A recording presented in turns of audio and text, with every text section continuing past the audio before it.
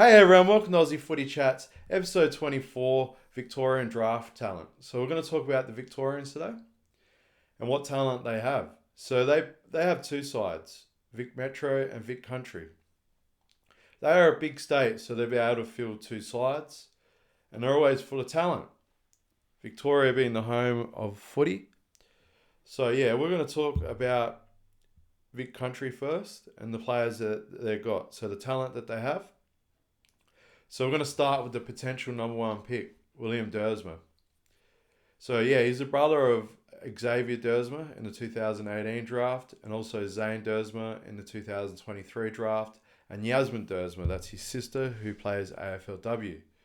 So yeah, she was in the 2022 draft, and yeah, so he comes from a good football background, played basketball as well growing up.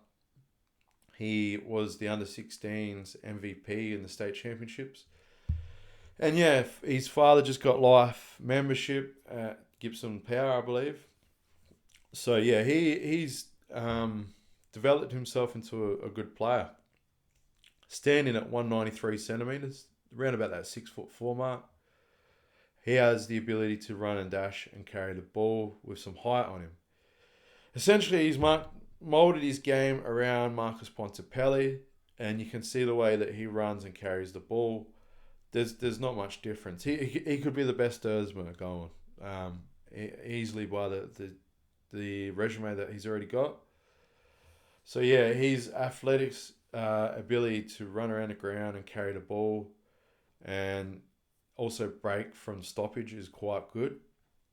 And he's a bit of a utility. He can run and dash from the half back, but also yeah, he's predominantly a midfielder. And yeah, he's a star player and has star traits, and has arguably Vic Country's best player. The way that he sort of just attacks the ball. So yeah, we'll just go into a bit of an analysis of him. So his strengths, his athletic ability, his aerial ability, clean hands, ground coverage. Yeah, and just a versatile player. His contested ball work needs a bit of work, but I mean, like he has that size and ability. But yeah, he's played a high level basketball growing up, like I sort of mentioned at 193. He's a pretty all rounded player. I don't think his contested work wasn't that bad. I thought it was okay. His kicking though is like I thought there was some mistakes he made, especially when he played against South Australia, and the pressure was on. There wasn't any easy balls to get, and sometimes the pressure that he put himself under, he turned the ball over by kicking out of the half back sometimes, and some it wasn't even having a player there. He just made a simple mistake. But you can work on that. But just the added pressure that South Australia bring to the ball in the contest may have had an effect on that. But yeah, his ability to just, have strong grabs inside the 50 arc, and also has kicked 16 goals in 13 games for the Gibson Power this year. So yeah, he's arguably MVP award for under 16s, and was arguably one of the best players in the series for the under 18s championships. He has a subpar 3 second 20 meter sprint. So yeah, he's got a good 2K time trial. So I've placed him 6th spot. So yeah, those are his combine stats alongside the ability for him to play. But yeah, just going through the notes, he's generally quite good. He has the damaging ability to just break contests, and also just get into the open and just use the space quite well, and that's one of Marcus Bontempelli's greatest traits, and the way he runs and carries the ball. So yeah, big shout out to him because he is a good player. I did sort of say Dyson Sharp should be number one in front of him, but that is due to the fact that he played SANFL, and also was the MVP of the under 18s championship alongside being captain. But I still think Dersma, he's arguably should be number one too. And yeah, it's between him and I think him and Dyson Sharp as 1 and 2 personally. So yeah, that to me I find interesting. So yeah, they're the two. I think they're the two best players. One's similar to like a James Hird type player, and he's similar to Marcus Bontempelli. Like his running style, body shape, he has the whole package to go with it. So yeah, it looks really good. So we'll talk about um, the other Vic Country boys, which I'll just get my notes up now, and we'll talk about Josh Lindsay. Josh Lindsay's a halfback. We'll just get up his size now. So yeah, running dashing halfback. Alongside the Litz from South Australia, I think the best two ball users in the game for the under 18s. So yeah, he's standing at 183 centimeters.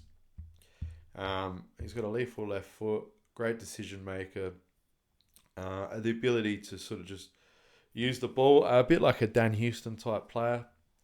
He can run, dash and carry and run with the ball. Yeah, the main distributor out of defence for Vic Country. And yeah, he just did quite well. He was, had his spot in the halfback in the Coates Talent League Team of the Year. So yeah, and the under 18 All Australian side. So yeah, him and I think, like if you were to look at how he started his game, I see like he's a bit like a Scott Pendlebury or a Errol Goulden, but I actually think he's more like a Dan Houston, the way he runs and carries the ball. Yeah, off the half back, he set up a lot of Vic Country's ball use from that sort of half back line and moving the ball into the forward line. Yeah, he's probably a bit undersized though at 183. Hopefully he might get to 186. But I'm not too worried about his height. He had great ball use, and yeah, arguably one of the best halfbacks. I think him and Delitz, from South Australia. So yeah, can't sort of say more than that. He does model his game on Errol Goulden. So has a good inside and outside balance, but I think he's more of an outside player. He can run and carry, but yeah, he's not afraid to put his head over the ball. So yeah, he should. I think he should probably be higher. Like I said, him and Desults should be, arguably in the top 15 at least, or even top 10 if a team needs a halfback. It's all dependent on what teams need, but yeah, I think they've got him projected to be in that spot, so it's about the mark. But yeah, Desults should be. He should also be in that mark, as I mentioned on yesterday's podcast. So yeah, both really good users of the ball. The two best, he's one of the best kicks in the competition too. So yeah, so skill wise, quite good. So we'll just his strengths, class, decision making, efficiency. Obviously, his kicking needs to work on some other things. Defensive work rate. His speed, I think he does that okay. His ability to find the ball. That's why I think he's more like a Dan Houston type player. But yeah, so that's sort of just on what I'd say about him. 75% of his possessions in the national championships were uncontested, and also just average one a game. So yeah, that to me doesn't really mean too much. He's an outside player. Obviously, the halfbacks get more of those uncontested possessions because they're linking up player that gets the ball to deliver into the halfback. That's their role. Their role isn't to be a contested beast to get the ball to an outside player. His job is to be an outside player running past to kick up to the forward line. So yeah, he delivered quite good to the forward line players. So yeah, that's Josh Lindsay. Harry Dean as well. So and there's Cody Walker. Harry Dean's a 194 centimeter, so he's just over that 6'4" mark. His father's son from Carlton Premiership champion Peter Dean, who had a major impact on his influence on his career. Obviously, being a father's son, would have grew up around the Carlton Football Club. And yeah, it's potential to be in the top 10. Probably, one of the best centre-half backs in the competition. So along with Threadgold, those two guys, Threadgold's probably able to play on the bigger guys. Where Harry Dean, I think, is going to be more of that centre-half back. Like, those two guys will be the best key defenders in the draft. So yeah, his ability to sort of just come back and attack the ball, being a tall defender. Yeah, he models himself as more of a hard, old school footballer. I did read that about him. I quite like that. I rate that as a trait. I think to bring that bit of toughness and competitiveness, being competitive, is one thing to really credit his game on. So, yeah, he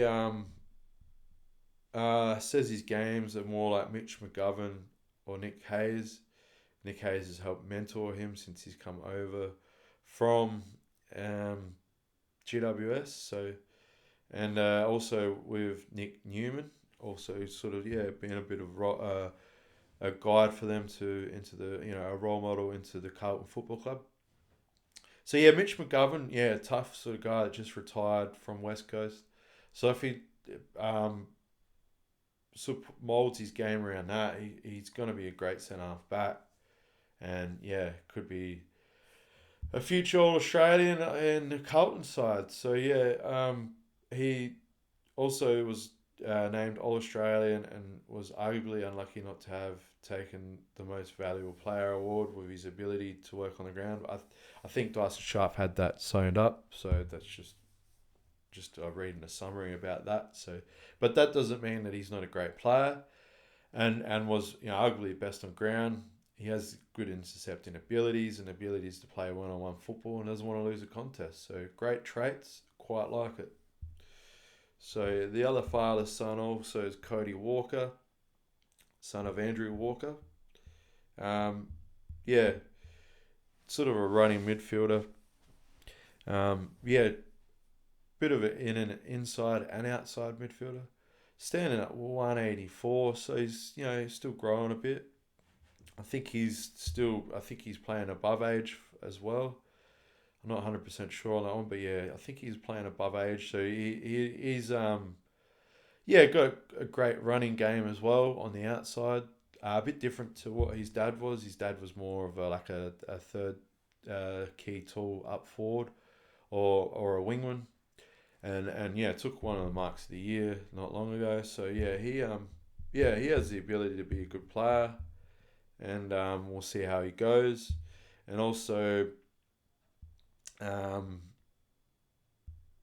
there's a few other players here, just going through my list. Jesse Miller, Geelong Falcons player. He's standing at 185. He's like your third sort of forward. He's more of a mid-sized forward. And he looks quite good. Sort of would pinch hit in the midfield, but he played more up forward, did kick a few goals in the championships. One of their main sort of goal kickers actually on the scoreboard. He's in the Cats Next Generation Academy, the NGA, a member. So he is the son of former West Adelaide stalwart and Richmond assistant Greg Miller. So his dad was an AFL assistant player and played at West Adelaide. So he looks quite good. I sort of think probably a bit like a Bailey Fritsch type forward, but has the ability to move into the midfield. He does look good. I don't know. I'm pretty sure Geelong can bid on him. I'm pretty sure. I'm not too sure how that works or what they're going to do, whether they are. So he looks good. He kicked 8 goals in 4 games for Vic Country. So there you go, in the national championships, including 2 3-goal bags in the All-Australian and also All-Australian selections. He also made 2 appearances for Geelong's VFL. So that's quite impressive too. He's made it to the VFL. He should be projected to go quite high. He had the ability to find the ball and looked quite well, clean in front of goals. So, I mean, that's probably the most important thing, being quite clean. So, yeah, we'll move on to the next player. We're going to go with Taylor Byrne.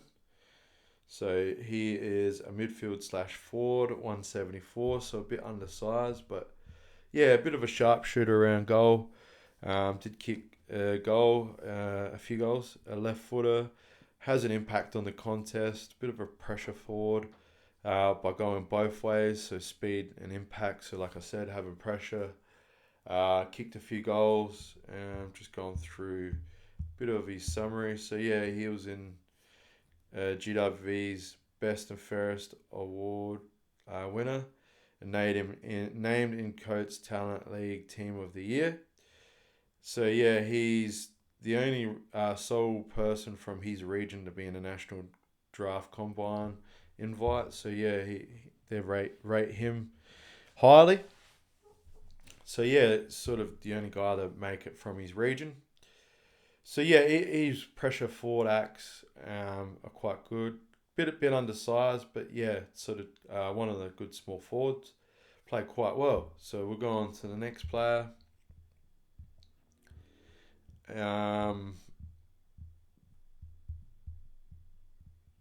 Zach Harding's he was a ruckman, so yeah, played quite well.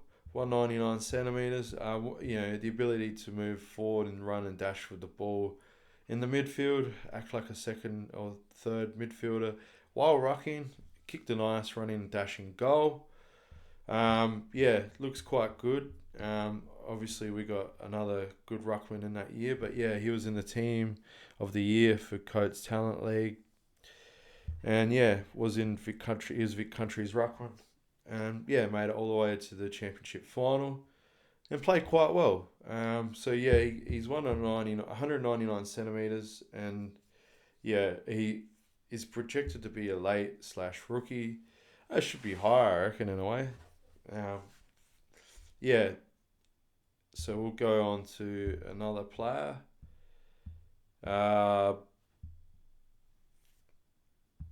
Sorry, just get my notes up. Tyron Amu. So he's a key forward line player. He was their full forward. He looked quite good. So we'll just getting up his stats. Just get his height up. So 198 centimeters. Now, I actually think he models his game quite well. He's like a Matthew Lloyd / Matthew Lloyd type player. Just trying to think who else he sort of models his game on. He has a big solid build, and yeah, I think he's ready to play AFL. Like when you look at him and see his size, like he could be a full forward straight away. And he was the leading goal kicker for Vic Country, and kicked a few bags. And just reading his analysts on him, he's a lead up forward that you can kick to take contested marks. So his ability to mark and catch the ball was easily one of the best key forwards outside of South Australia's key forwards, and also Vic Metro's key forwards. He was the best. I think even when they were getting beaten by South Australia and he didn't get much opportunity, when they got the ball and delivered to him, he clunked them and took a few marks and kicked a few goals. So yeah, he does look good.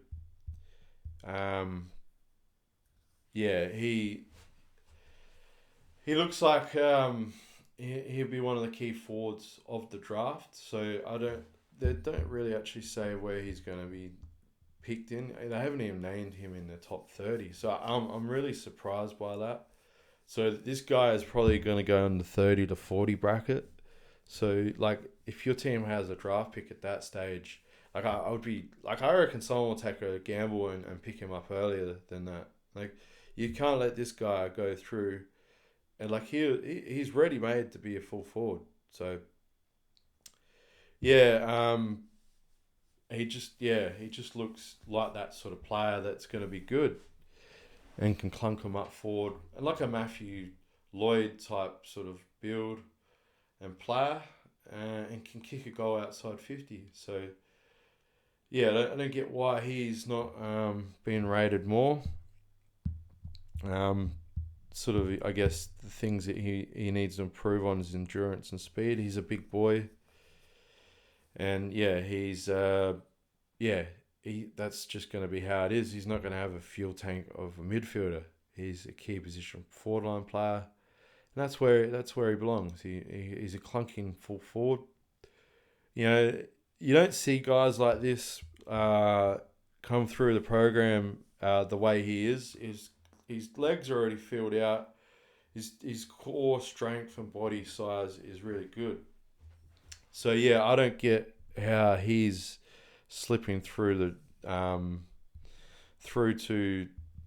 later in the draft. We'll just look up quick notes now.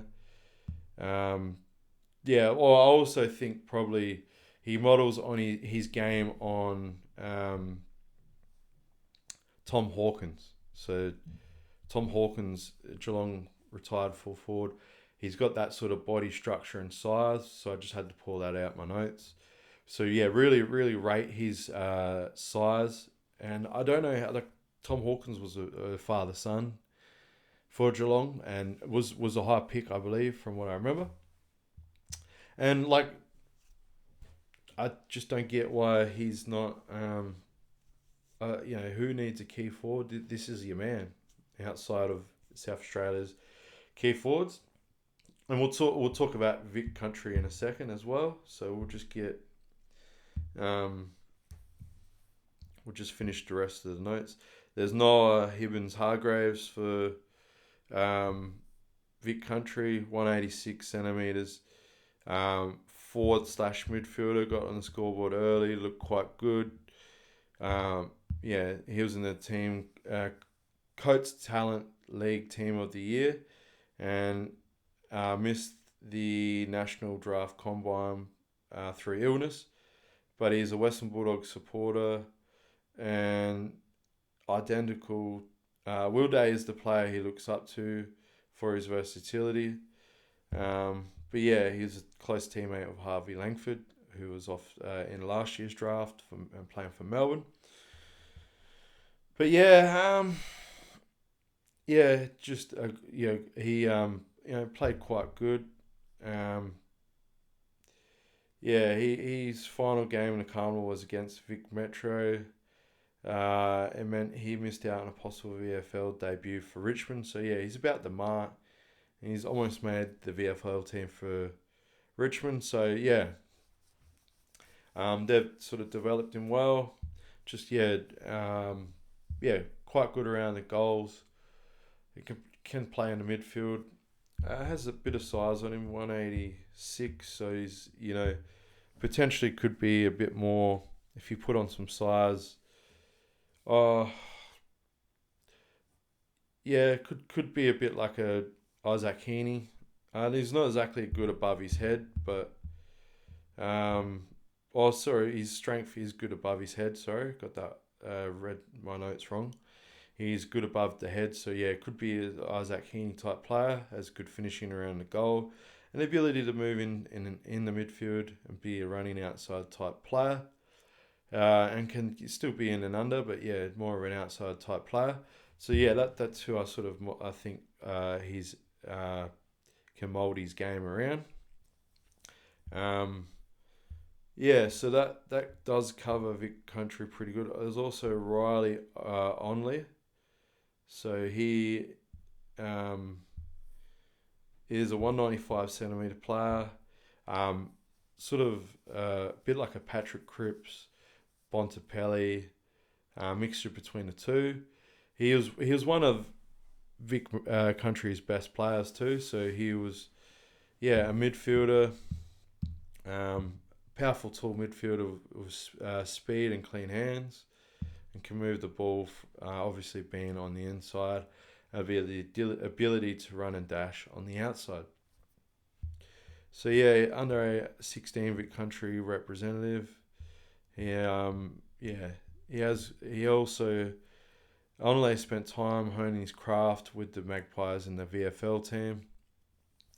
Also, yeah, he averaged 23 disposal of 4 clearances across the across the Australian state championships. So yeah,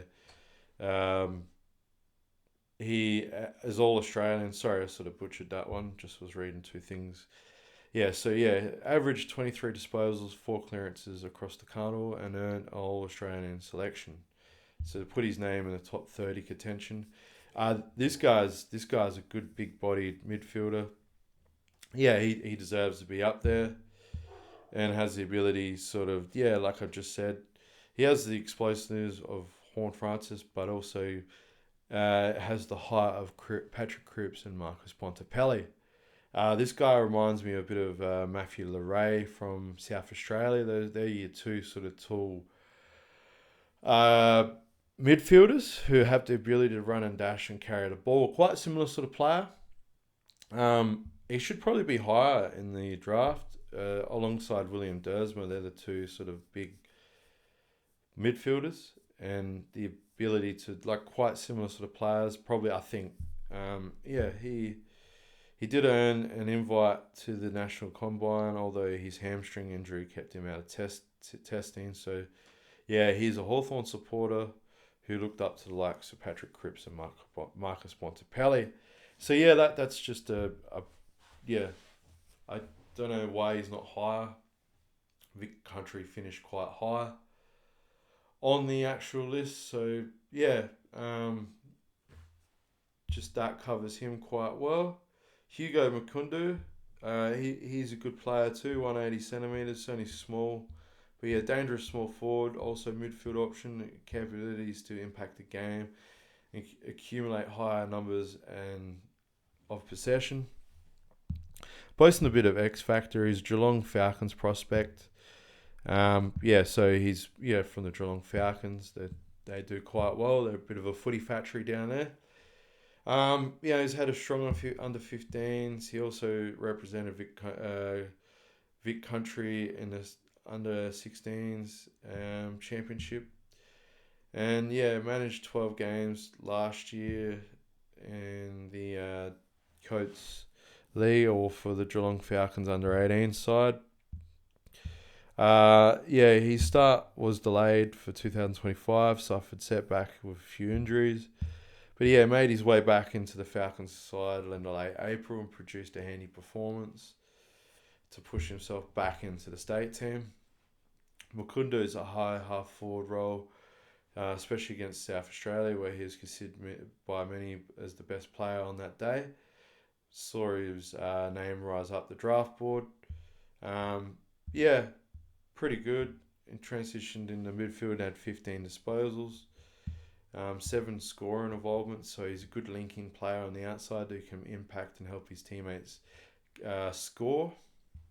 And he's been compared to Zach Bailey and also play out forward like Bobby Hill. Yeah, I see a lot of Zach Bailey in him.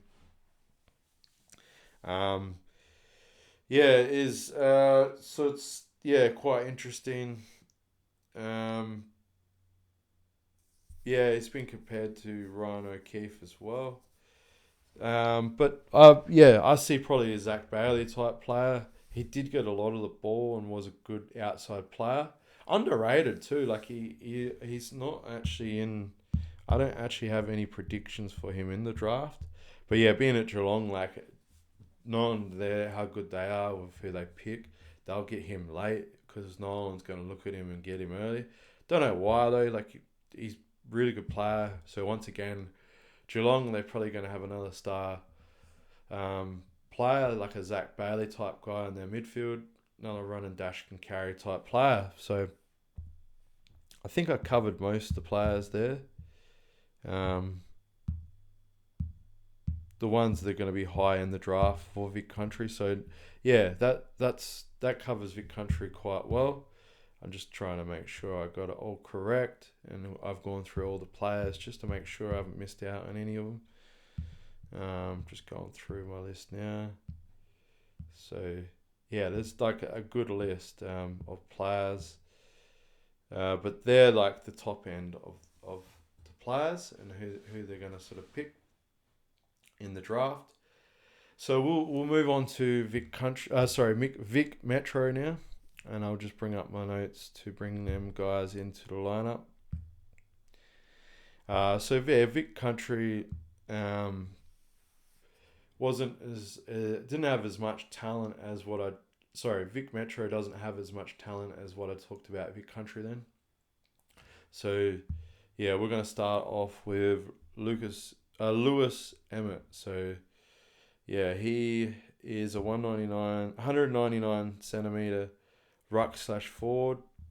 So yeah, he's a mobile type ruck. He can act as a fourth midfielder and has the ability to get around the ground quite well, mobile, but also move as a centre forward. Yeah, he looks quite good. Just gone through, he's a natural athlete, multi-sport athlete.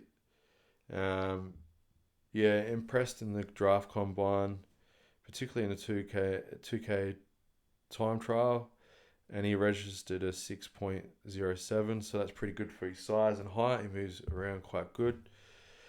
Models his game on Luke Jackson. Yeah, I see a little Luke Jackson about him. Fremantle ruckman / forward. But yeah, he really does look quite good. Can mark the ball quite high. A bit like Adrian Chumbut, I think, from South Australia, but I think probably not as developed as he is, but yeah, it's similar sort of traits and player. Still going to take a bit of time and size to develop once he hits AFL level. But, playing against the people of his age group and size, he's developing quite well. And can be a good ruckman, pinch hit in the ruck. So they had arguably some of the two best switching rucks. So we'll talk about Cooper Duff Tyler. So yeah, he's tipped to be the best ruckman in the draft. So 201 centimeters. He's a big boy. He's a little bit bigger, and also he could have played basketball. So he's apparently a good basketballer, but chose AFL because AFL is our national sport, so it's great. Sometimes it's what you want to do is you want to play football. It's a bit like a lot of people in America want to play American football. It's just the thing that everyone wants to play. Here in Australia, for our Australian rules, footy. So yeah, he's chose football over it. So yeah, he has a great ability to be a good tap ruckman. Projected to be in the top 3 or second pick in the draft or third pick. But yeah, he was probably the best ruckman. And also, yeah, he's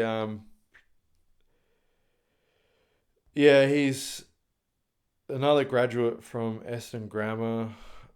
Played most of his junior football at Wooden End and Rudall District Football League. He was also in the Vic Metro's under-16 championship. Played for them, so yeah. And in the first game against Vic Country, he would prove impressive with his follow-up work and athleticism and his ruck work. So yeah, he in that same year he represented under-16s Australian squad at the FIBA Asian Cup. So he was playing under-16s for the Australian basketball team. So really highly talented man. Shows you that he was a good basketballer. Could have went maybe to America and played college basketball and could have made the NBA. But yeah, he jumped into the Coates Talent League scene in May.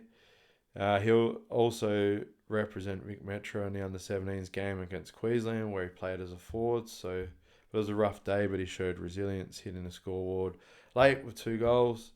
But yeah, he's excellent 2024 Coates Talent League season which included a 30 disposal and 3-goal effort against Dandenong Stingrays. So yeah, 30 disposals for a big guy like that, and kicking 3 goals is great. So yeah, he battled in the ruck against Lewis Emmett in the wildcard round loss against Oakland Chargers. He again impressed with the team, and also heading into 2025. Yeah, he's been named in the AFL Academy squad and Vic's Metro's team, making Vic Metro's under-18 side.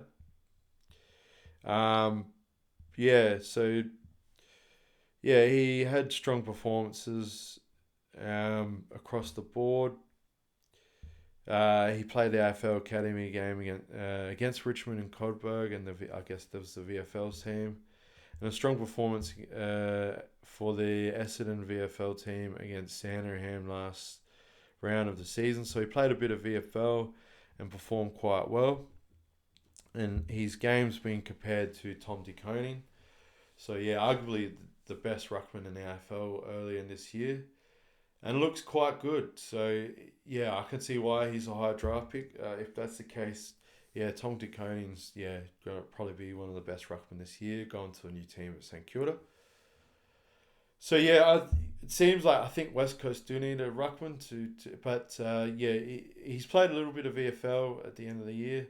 But yeah, he's probably going to be still a bit undersized. So yeah, he'll need to lean on a couple of developed ruckmans at West Coast, and yeah, we'll see how his game goes.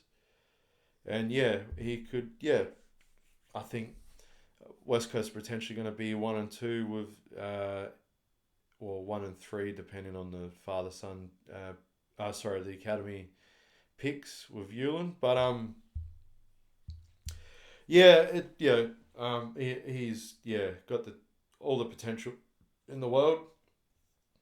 And a highly rated ruckman. Played for Vic Metro, who wasn't as good as Vic Country or South Australia. So, he didn't have much ball use going forward.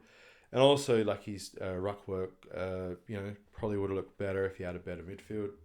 And he probably got a lot of the ball work down to his mids, so he probably made them look better too. So it goes a bit both ways there. But yeah, he's done quite well. And also Oliver Greaves. So yeah, I like to look at this dude. He's 191 centimeters. He's sort of developed. He's got a good frame on him already for his age. One of the guys that I think looks ready made for football already. He's a big body midfielder with clean contested craft and ability to damage and attack in the attacking phase. He can kick a goal and has great foot skills. He's been compared to Josh Smalley, a teammate at the Eastern Rangers, who was drafted to Richmond in last year's draft. But yeah, didn't quite go on to play much footy in his debut season. So, but he looks a bit stronger in the body, I feel. Obviously, I think he plays a bit like Jai Newcomb, but Jai Newcomb's a little bit smaller than his height, a Hawthorn star. He has that contested possession type play about his game. Puts his head over the ball. I quite like the look of this guy. I think he's like one of the best midfielders as well in a team that wasn't as stacked as Vic Country's midfield or South Australia's midfield. So yeah, he probably stood out a bit more. He looks quite good. Just reading his, he was. There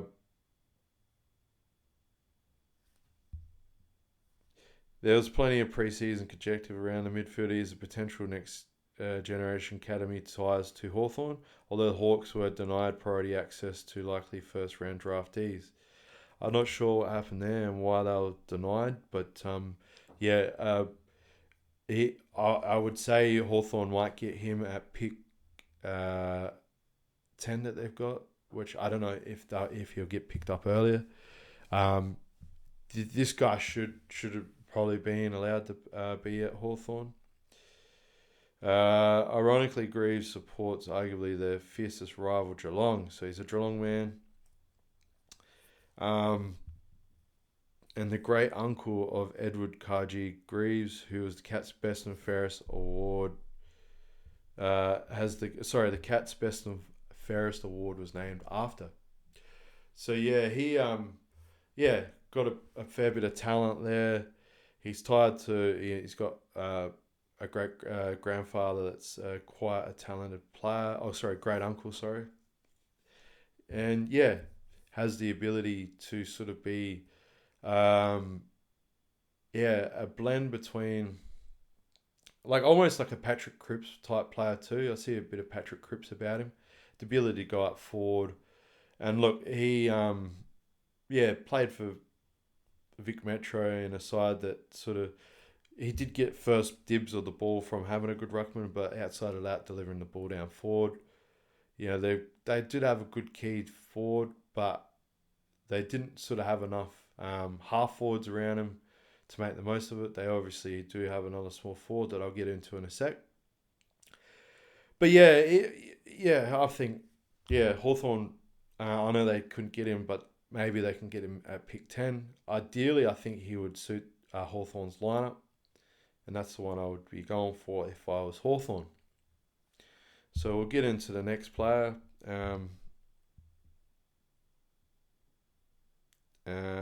Just getting it to load up as we speak.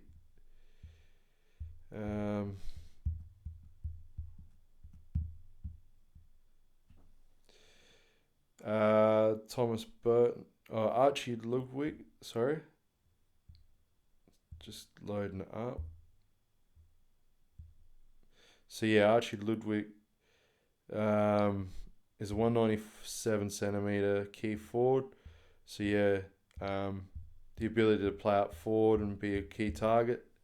So he had a PCO injury. He was invited to draft combine, but remained on the sideline. So yeah, he's had an injury. Still looked quite good. Kicked 22 goals during the school football season. So yeah, looks quite good up forward. I'm not too sure where he's going to go in the draft. But yeah, just looking at my notes, trying to find the small forward that was quite good for Vic Metro. So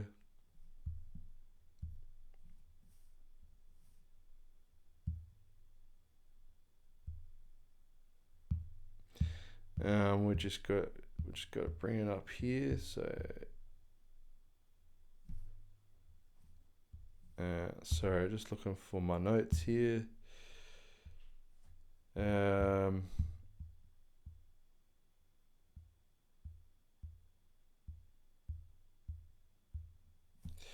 There's a few really good players like Hunter Holmes. That's Geelong's brother, Max Holmes' brother. So yeah, there's a really good small forward that I'm just looking for now. Just give me a sec.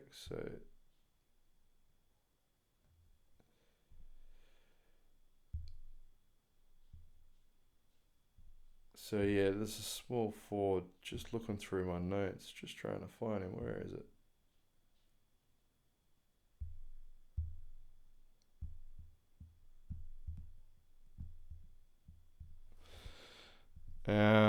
He's like compared to the Wiz, so I'm just trying to find him. Sorry.